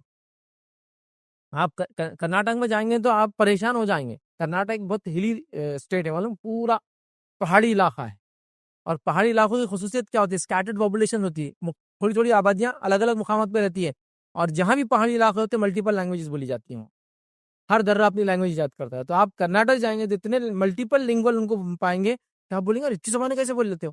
مطلب ابھی ادھر بات کر رہا تو آپ پوچھیں گے یہ تو کچھ الگ ہی دکھ رہا تھا، جیسے مراٹھی اور عربی دکھ رہی ہے تو بولیں گے نوائتی بول رہا تھا میں. ادھر بات کریں گے تو آپ بولیں گے اس میں بھی تھوڑا سنسکرت دکھ رہی ہے تو بولیں گے میں کنڑ بات کر رہا. کنڑ میں سنسکرت کے بہت سارے ورڈز آتے ہیں. پیچھے کسی سے بات کریں گے آپ بولیں گے یہ کون سی زبان ہے تو بولیں گے تولو بول رہا تھا میں. فلاں جگہ یہ کیا کر رہا تو بولیں گے بیری بول رہا تھا میں. اور ساؤتھ کرناٹک کے اگر لوگ ہیں تو ملیالم بھی بولتے ہیں. آپ اپنے سے اگر کوئی مینگلور گیا ہوں گا تو ایسا کوئی آپ نے شہر دنیا میں نہیں دیکھا جہاں اتنی زبانیں ایک ساتھ لوگ بولتے ہیں. عربی بولنے والے لوگ ملیں گے ایک دم فلوئنٹلی، کنڑ بولنے والے لوگ فلوئنٹلی ملیں گے، بیری، تولو، اس کے بعد آپ کی نویتی اور ملیالم. اور خود میں بھی ہوتے ہیں، یہ مسجد میں ملیالی میں خطبہ چالو، اس میں بیری میں خطبہ، اس میں تولو میں خطبہ، اس میں اردو میں خطبہ، اس میں انگلش میں خطبہ ہے. تو 5-7 زبانیں تو ایسے گھر میں ایسی چل رہی ہیں ان کی. کیونکہ جو سامان بیچنے لوگ پہاڑی علاقوں سے آتے ہیں وہ تولو بولتے ہیں، ان کو کنڑ برابر نہیں آتی. تو انہوں نے سبزی خریدنا ہے تو تولو سیکھے ہوئے. تو اتنی لینگویج تعجب ہوتا، ماں اتنی زبانوں بچوں سے کوآرڈینیٹ کری پڑے. تو یہ ہے. لیکن مہاراشٹر کا معاملہ تھوڑا الگ ہے. آپ گجرات بھی چلے جاؤ تو مسلمان گجراتی بولتا وہاں کا. آپ ایم پی چلے جاؤ تو مسلمان ہندی بولیں گا. مطلب آپ ہندی سمجھتے ہیں نا، مطلب اردو والے نہیں کیسے اب جناب والا نہیں چلتا ہو، وہ ہندی والا بالکل آپ دیکھیں گے وہ. ہاں جب مطلب درس تدریس خطبہ ہے تو اردو میں رہے گا، لیکن ہندی بولتے ہیں، بہت بہت اچھی ہندی بولتے ہیں. آپ اڑیسہ چل جائیے اڑیا بولتے ہیں مسلمان وہاں کے. آسام چل جائیے آسامیز بولتے ہیں. بنگال چل جائیے بنگالی بولتے ہیں. یہ مسئلہ صرف یہاں کا ہے. راجستھان چل جائیے تو مارواڑی بولیں گے. راجستھانی مسلمان آپ دیکھیے اکثر مارواڑی بولیں گے، یا وہاں کی جو بھی زبان ہے. مسئلہ ہم لوگوں کا ذرا سینٹرل مہاراشٹر کا بہت خطرناک ہے. ہم لوگ ریجنل لینگویج نہیں جانتے کہیں بھی. مطلب آپ جتنا بھی جو حیدرآباد اسٹیٹ کا پارٹ تھا نا وہاں سے بالکل نہیں بولی جاتی. تو ہم لوگوں کا بڑا مسئلہ ہے. ایسا نہیں ہونا چاہیے. تو لینگویج بہت ضروری ہے. علاقائی زبانیں آنا چاہیے آپ کو ہونا چاہیے. اگر ویسے ترتیب میں تو سب سے پہلے آپ کو عربی سیکھنا چاہیے. آپ نے عربی نہیں آتی تو اردو کم از کم سیکھنا چاہیے. اس کے بعد انٹرنیشنل لینگویج انگلش سیکھنا چاہیے. لوکل لینگویج مراٹھی آپ کو آنا چاہیے. ایک ریجنل لینگویج، ایک انٹرنیشنل، جو ہے ایک اللہ کی کتاب کی لینگویج. اتنا ہونا چاہیے. یاد رکھیے اتنے لینگویج 2-3 تو ہونا ہی چاہیے. بہرحال انشاءاللہ کوشش کریں گے کہ اردو وغیرہ کو، مراٹھی کو بھی اس میں انٹروڈیوس کیا جائے. کسی نے ایک سوال کیا کہ کیا ہم جنات کو کبھی دیکھ سکتے ہیں؟ ان کا باڈی شیپ کیسا ہے؟ دیکھیے ہم جنات کو دیکھ سکتے نہیں دیکھ سکتے واللہ عالم، مجھے کچھ نہیں پتا. ہاں ہو سکتا ہے جنت میں جانے کے بعد ہم ڈیمانڈ کریں تو دکھا دی جائے، چونکہ وہ کوئی ایسی چیز نہیں جو ہڈن ہو وہاں جانے کے بعد. لیکن ایسی کوئی ٹیکسٹ نہیں ہمارے پاس جہاں یہ بتایا گیا کہ لوگ جائیں گے اور جناتوں کو دیکھیں گے ان کی اصلی شکل صورت ہے. مے بی جنت جب چلے جائے، دنیا میں تو نہیں دیکھ سکتے ان کو اصلی شکل میں. یاد رکھیے اللہ نے ہماری نظر سے ان کو اوجھل کر دیا ہے. ہاں وہ جب بھی ہم کو دکھیں گے وہ کوئی شکل لیں گے جس میں ہم اس کو دیکھ سکتے ہیں، لیکن اس کی اصلی شکل نہیں ہوں گی. لیکن آخرت میں ہم ایسا کر سکتے ہیں. مطلب ان دا سینس میں کوئی دلیل میرے پاس کچھ بھی نہیں ہے اس کی. لیکن چونکہ جنت میں آپ نے جو خواہش کریں گا ملیں گا، یہ روایت ہے. تو انسان سوچیں گے اللہ میں دیکھنا چاہتا ہوں جن کیسے تھا، اللہ بتا دیں گے. اللہ تو نے آدم کو پیدا کیا تو مٹی کہاں سے اٹھائی تھی بتاؤں گا، اللہ بتا دیں گا. وہ سینس میں ہو سکتا ہے. جیسے جنت میں انسان کو اولاد نہیں ہوں گی، نکاح ہوں گے لیکن اولاد نہیں ہوں گی. لیکن اگر کوئی سوال کرے، کوئی آدمی چاہے مجھے اولاد ہو تو ہو سکتی ہے بس. تو جنت میں جو خواہش کریں گا وہ ہو جائیں گا. آپ سمجھ رہے نا؟ جنت میں نکاح ہوں گے لیکن بچے نہیں ہوں گے. لیکن انسان خواہش کروں گا تو ہو سکتا ہے کہ اللہ مجھے اولاد چاہیے، اللہ دے دیں گا اس کو. وہ ایک الگ بات ہے. تو جنوں کو ہو سکتا دیکھیں، تو ان سے کوئی دلیل میرے پاس نہیں ہے کہ کوئی حدیث میں آتا ہے کہ جن انسان جائیں گے پھر وہ کریں گے. بلکہ جنت میں جنوں کے علاوہ اور بھی مخلوقات ہونے والی ہیں، جس کے تعلق سے حدیث میں الفاظ آتے ہیں. صحیح مسلم کی روایت ہے کہ جب جنتی جنت میں چلے جائیں گے، جنت کا ایک بڑا حصہ خالی رہیں گا. تو اللہ تعالیٰ اس کو آکیپائی کرنے کے لیے، اس کے آکیپینٹس کے لیے ایک نئی مخلوق پیدا کریں گا، وہ اس کو آکیپائی کر لیں گے. تو جنت میں آپ جانے کے بعد خواہش کر سکتے ہیں اگر یاد ہو تو سب چیزیں، کیونکہ ہم کو پتہ نہیں ہوا کیا یاد ہوں گا اور کیا نہیں ہوں گا. تو آپ جنوں کو تب دیکھ سکتے ہیں، دنیا میں اس کی اصلی حالت میں ان کو نہیں دیکھ سکتے ہیں. ادھر کسی نے سوال کیا محشر میں جب حساب و کتاب ہوگا کیا تب بھی اللہ کا دیدار ہوگا؟ نہیں، محشر میں اللہ کا دیدار نہیں ہوگا. ادھر ریزن مین کہ محشر میں سب ہے، مومن ہے، کافر ہے، منافق ہے، سب ہے، نہیں ہوگا. محشر میں بھی جب اللہ کے بارے میں، حاضر ہونے کے بارے میں کچھ باتیں آتی، اس کا جھکنے کی، دیکھنے کے بارے میں نہیں آتی، جھکنے کے بارے میں بات آتی ہے. اس کے بارے میں یہ ہے کہ جب اللہ حکم دے گا جھکنے کا تو لوگ جھک پڑیں گے، مومن جھک پڑیں گے. لیکن منافق جھکنا چاہیں گے لیکن پیٹھ ان کی تخت ہو جائیں گے اور کافروں کو ہٹا دیا جائے گا، کیونکہ وہ تو آلریڈی جہنم کے لسٹ میں جا چکے ہیں۔ منافق اور مومن جمع ہوں گے، تو جب جھکنے کا حکم سجدے کا، مومن سجدہ کریں گے، منافق کی پیٹھ اللہ کڑک کر دیں گے اور جھک نہیں پائیں گا، اس سے پتہ چل جائے گا یہ منافق تھا۔ تو منافق بھی اب نکل گئے۔ اللہ نے ان کو ذلیل کرنے کے لیے مومنوں میں لایا پہلے، تاکہ سب مومن دیکھ لے کہ یہ منافق ہے، جھک نہیں سک رہا اللہ کے سامنے، اور دنیا مسلمان تھا نا، دھوکہ دیا تو وہاں اس کا دھوکہ کھلے گا، پھر وہ بھی جہنم میں جائیں گے، لیکن وہاں دیدار نہیں ہے۔ اللہ کے حاضر حضور ہوں گے لیکن دیدار نہیں ہے وہاں، دیدار جنت میں سے۔ حضور ہونا مطلب اللہ ہوں گا، لوگوں کو اس کی ہیبت معلوم ہوں گی لیکن دیکھیں گے نہیں ابھی، ٹھیک ہے۔ تو بہرحال یہ اس ضمانت ظاہر سے محشر میں بھی اللہ تعالیٰ کا دیدار نہیں ہوں گا، احساس ہوں گا، جھکیں گے مومن، منافق سجدہ نہیں کر پائیں گے، کافر جہنم میں ڈالنا شروع کر دیے جائیں گے، لیکن وہاں بھی دیدار نہیں ہوں گا، یاد رکھیے۔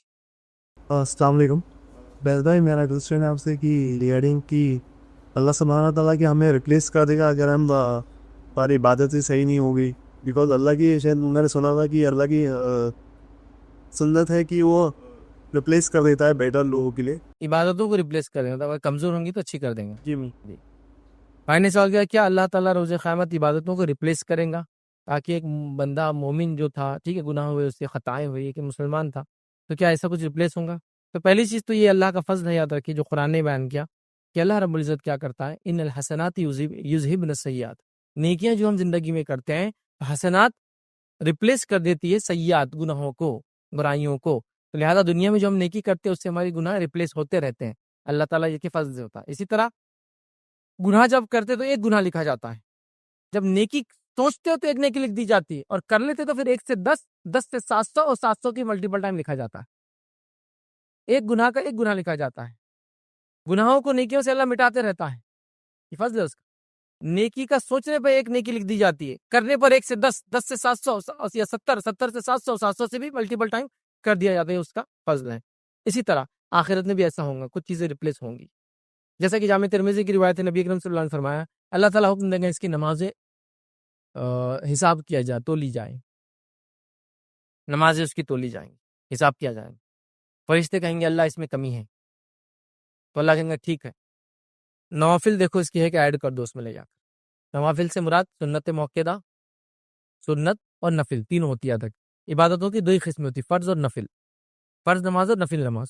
فرض نماز جیسا فجر کی 2 رکعت ہے، اس کے اندر بعد میں 2 رکعت نفل ہے، لیکن وہ نفل موقعہ نفل ہے، اس کو کہتے ہیں سنت موقعہ، ٹھیک ہے۔ تو سنت موقعہ بھی نفل کی قسم ہے، سنت بھی نفل کی قسم ہے، اور نفل کو نفل بھی بولتے ہیں ہم لوگ، ٹھیک ہے۔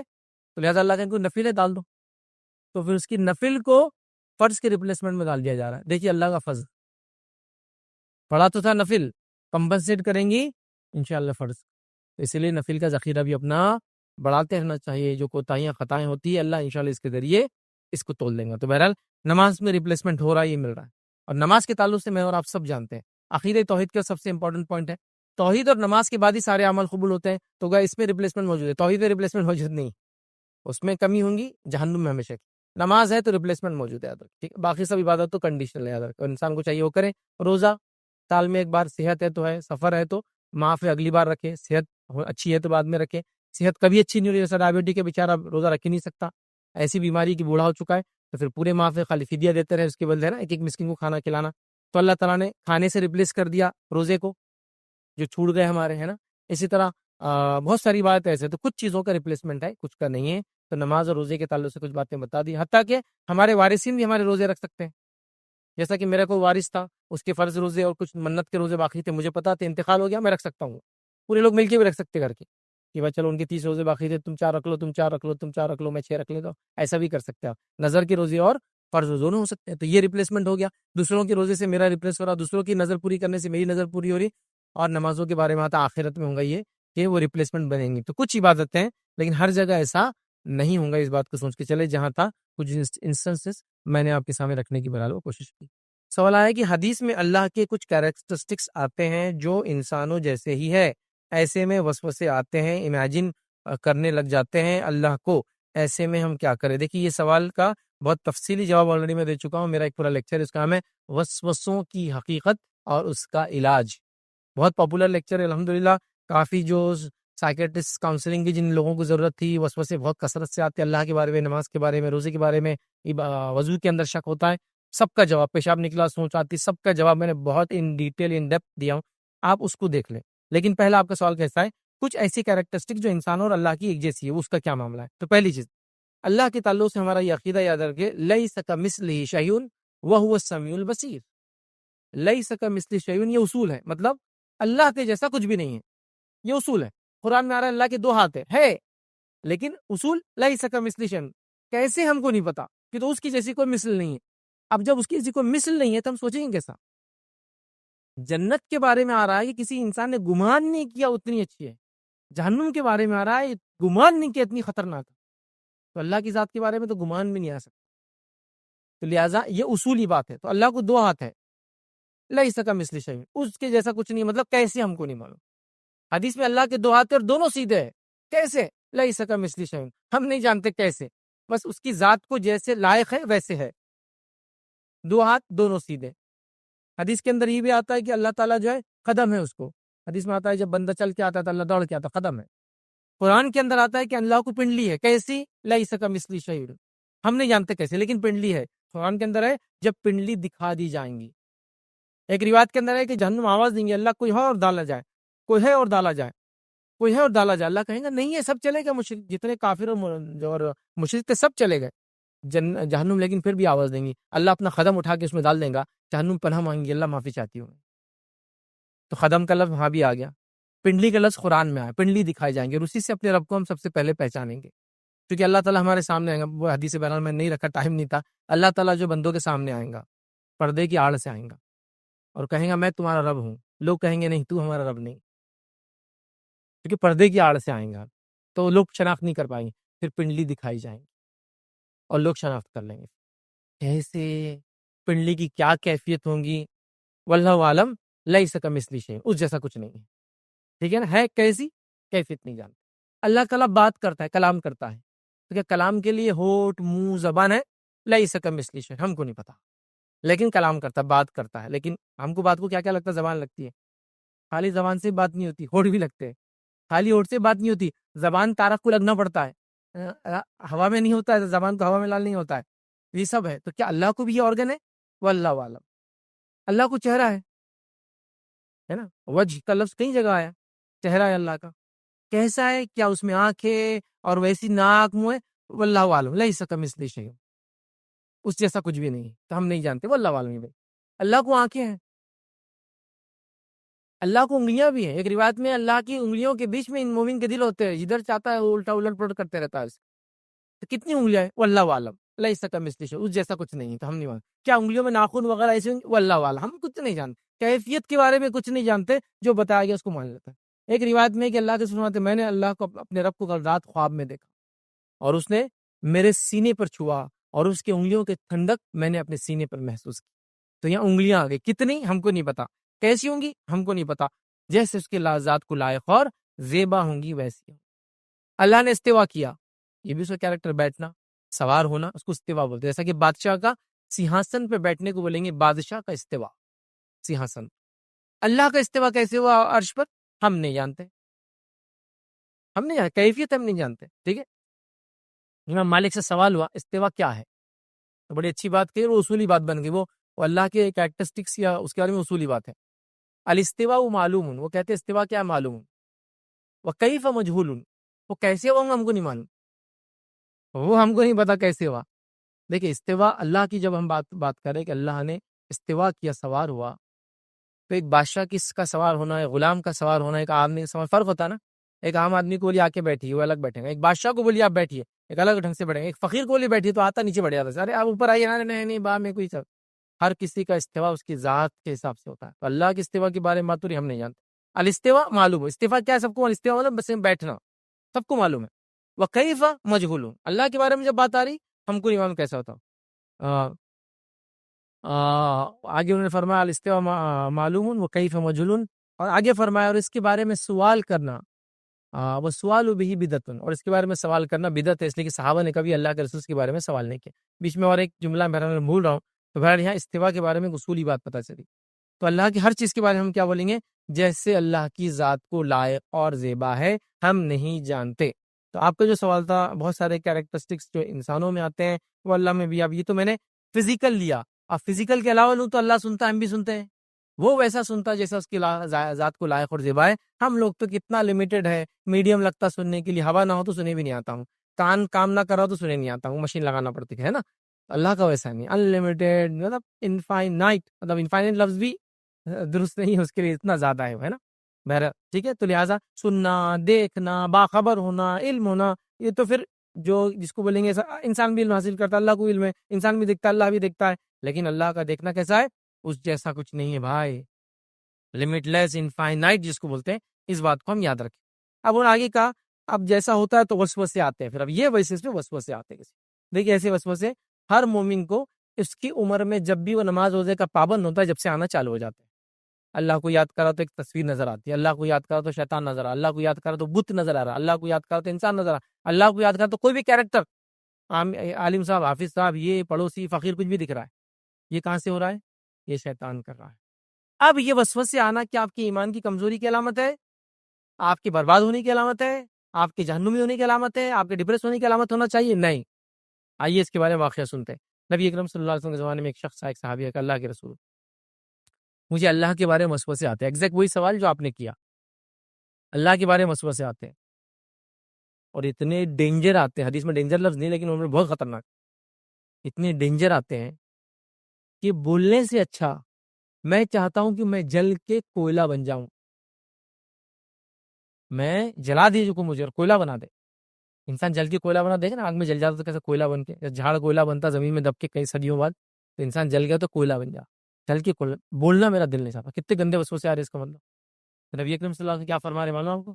شکر ہے اس اللہ کا جس نے شیطان کے فریب کو وسوسہ بنا دیا. وسوسے کا آنا ایمان کی علامت نہیں ہے، یا وسوسہ آنا خود ایمان نہیں ہے. یاد رکھیے، وسوسہ آنا ایمان نہیں ہے، وسوسے کا آنا آپ کے ایمان ہے اس کی علامت ہے. لیکن تو وسوسہ خود سے ایمان نہیں ہے.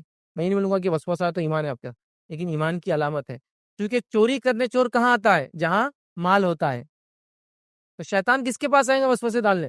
کافروں کے پاس، منافقوں کے پاس. ان کو تو برباد کر چکا ہے، جہنم کا ایندھن بنا چکا ہے. آپ کے اور میرے پاس، مومنوں کے پاس آئیں گے. تو وہ صحابی کے پاس آ رہا تھا، بہت ڈینجر وسوسے. اتنے کیوں کہہ رہے؟ راخ ہو جانا پسند کر رہا ہوں. تو آپ کو بھی اگر وسوسے آتے تو بالکل مت ڈریے. امیجینیشن آتا بالکل مت ڈریے، نکال کے پھینک دیجیے اس کو. اب بولے وہی تو پرابلم ہے، نکل رہا نہیں، وہ آنے دیجیے جتنے آتے ہیں. ٹھیک ہے، کوشش کیجیے وہ چلے جائیں. دیکھیے وسوسوں کا علاج کیا ہوتا ہے معلوم آپ کو؟ وسوسوں کا علاج ذکر و اذکار اور پڑھنے سے زیادہ خیال کا جواب خیال سے دینا پڑتا ہے آپ کو. جیسا میں بتاتا ہوں، میں اچھا خاصا ہوں، کبھی کوئی پیٹ کا پرابلم نہیں مجھے، کبھی نہیں. وضو کو بیٹھا کی، ہاں گیس آ رہی ہے ایسا لگ رہا ہے، کبھی پرابلم نہیں ہے میرے کو. وضو کو بیٹھا کی دیکھیے اب یہ شیطان آ جاتا آپ کے پاس. وضو کر کے اٹھے، ارے یار گڑبڑ ہوگی لگ رہا، چلو پھر سے جاتا. ہوا کچھ نہیں ابھی، لیکن یہ آپ کو کیا بولتا ہے؟ ہاں تیرا وضو ٹوٹ گیا. یہ آپ کی عبادتوں کو خراب کرنے یہاں سے حرکتیں شروع کرتا ہے. چلو اب یہ وضو میں آپ نے کچھ تو بھی رٹ کر لیا، آپ جا کے کھڑے ہو نماز کے لیے، اللہ اکبر، ہاتھ باندھے، ارے کارپوریشن کا ایک کام باقی ہے، ارے لائسنس کا رینیول باقی ہے. ہاں آیا، اللہ کے رسول نے بیان کیا جو چیز تم بھول چکے وہ یاد دلاتا نماز میں آ کے، ایک دم امپورٹنٹ چیز. ارے دواخانے میں کچھ چھوڑ کے آیا ہوا بھول گیا تو نماز کو کھڑے ہو گئے، تب یاد دلائیں گا آپ.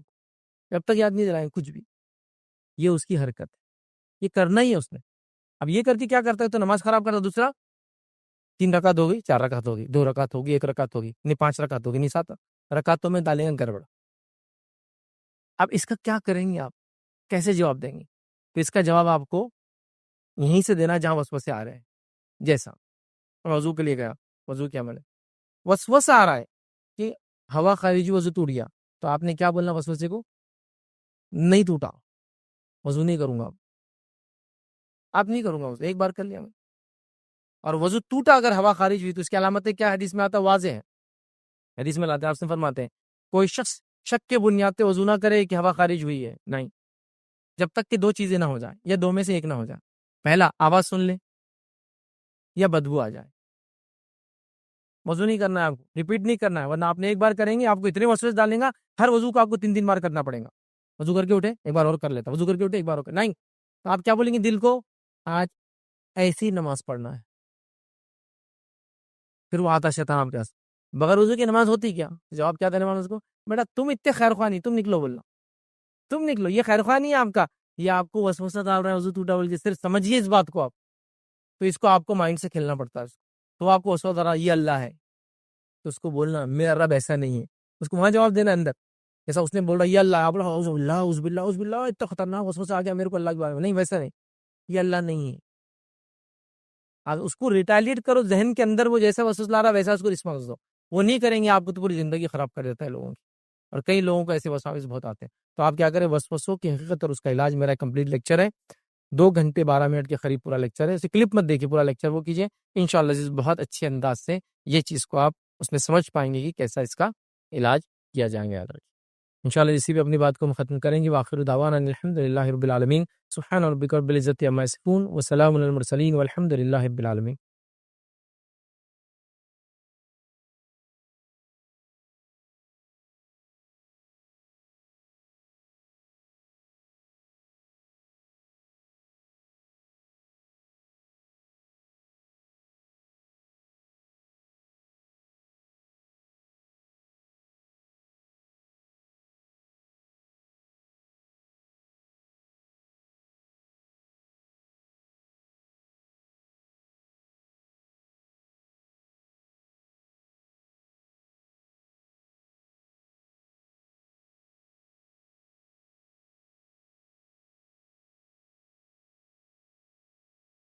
السلام علیکم، آپ بھی ہمارے اس کام میں تعاون کریں اپنی زکات و صدقات کے ذریعے، ڈونیشن ڈیٹیلز کے لیے ڈونیٹ اس پر کلک کریں۔ اگر آپ کو ہمارے ویڈیوز پسند آئے ہیں تو اسے شیئر کریں اور ثواب کے حقدار بنیں۔ روزانہ ہمارے ویڈیوز کو پانے کے لیے ہمارے یوٹیوب چینل کو سبسکرائب کریں اور بیل آئکن دبائیں۔ ہم سے دیگر سوشل میڈیا پر جڑنے کے لیے ویڈیو میں دیے گئے آئی ڈی کو سرچ کریں۔ جزاک اللہ۔